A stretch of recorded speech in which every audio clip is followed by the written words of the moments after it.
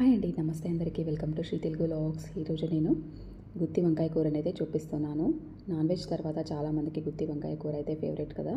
అందుకే నేను ఈరోజు ఈ కర్రీని అయితే ఎలా చేయాలో చూపిస్తున్నాను. చాలా ఈజీగా, చాలా తక్కువ టైంలో కొన్ని ఇంగ్రీడియంట్స్తో అయితే రెడీ అయిపోతుంది. ఇక్కడ నేను 700 గ్రామ్స్ అంత వంకాయలు అయితే తీసేసుకొని సాల్ట్ వాటర్లోకి అయితే వేసి పెట్టున్నాను అనమాట. ఇది వంకాయలు ఇలా చేస్తే కలర్ మారకుండా ఉంటుంది. అలాగే గుత్తి వంకాయకి కావాల్సిన మసాలా పౌడర్ని అయితే రెడీ చేసుకుందాం రండి. ముందుగా నేను ఒక అరకప్పు పల్లీల్ని, అలాగే ఒక 3 ఇలాచీని, అలాగే ఒక 4 లవంగాలు, ఒక హాఫ్ స్పూన్ జీరా, అలాగే 1 ఇంచు దాల్చిన చెక్కని యాడ్ చేసేసుకొని ఇందులోనే ఒక అరకప్పు డ్రై కోకోనట్ పౌడర్ని కూడా యాడ్ చేసేసుకొని దూరగా ఫ్రై చేసుకోవాలన్నమాట. ఇలా దూరగా ఫ్రై అయ్యాక మనము ఒక 10 నిమిషాలు చల్లారనిద్దాం. ఇప్పుడు ఇలా చల్లారాక నేను ఒక మిక్సీ గ్రైండర్ వేసేసుకొని ఇందులో నేను 1 స్పూను ధనియా పౌడర్ని, 1 స్పూను కాశ్మీరీ చిల్లీ పౌడర్ని, అలాగే 1 స్పూను నార్మల్ రెడ్ చిల్లీ పౌడర్ని, అలాగే ఒక 4-5 పెప్పర్ని కూడా వేసేసుకొని ఇది కూడా పౌడర్ చేసుకోవాలన్నమాట. ఇలా పౌడర్ చేసుకున్నాక ఇందులో మనము ఒక 4-5 వెల్లుల్లి రెబ్బల్ని, అలాగే 1 ఇంచ్ అల్లం ముక్కని, అలాగే ఒక అరకప్పు ఆనియన్స్ని, అలాగే ఒక అరకప్పు టొమాటోని పేస్ట్ చేసుకోవాలన్నమాట.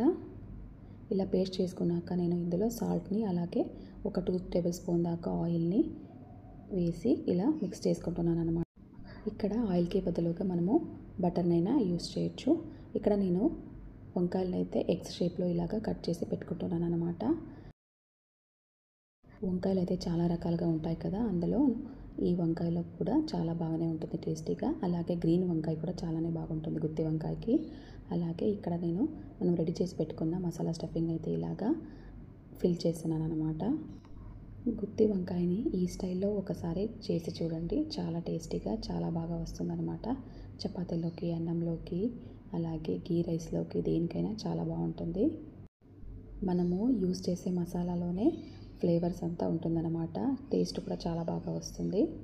చూడండి, ఇలాగా వంకాయ లోపలికి ఇలాగైతే మనం రెడీ చేసి పెట్టుకున్న మసాలా స్టఫ్ని అయితే పెట్టుకున్నాను అనమాట. ఇప్పుడు ఒక కడాయిలోకి ఒక 5-6 స్పూన్లంత ఆయిల్ అయితే తీసుకుంటున్నాను అనమాట.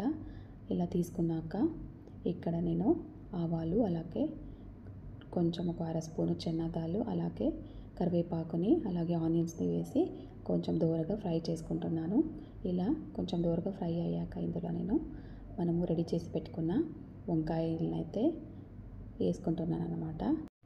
ఇలాగా మసాలా నింపిన వంకాయలను అయితే యాడ్ చేసుకున్నాక ఒక 5 నిమిషాల వరకు బాగా ఫ్రై చేసుకోవాలి. ఆ పచ్చి వాసన పోయేంత వరకు బాగా ఫ్రై చేసుకున్నాక మనము ఇందులో మసాలా వాటర్ని అయితే యాడ్ చేస్తున్నాం అనమాట.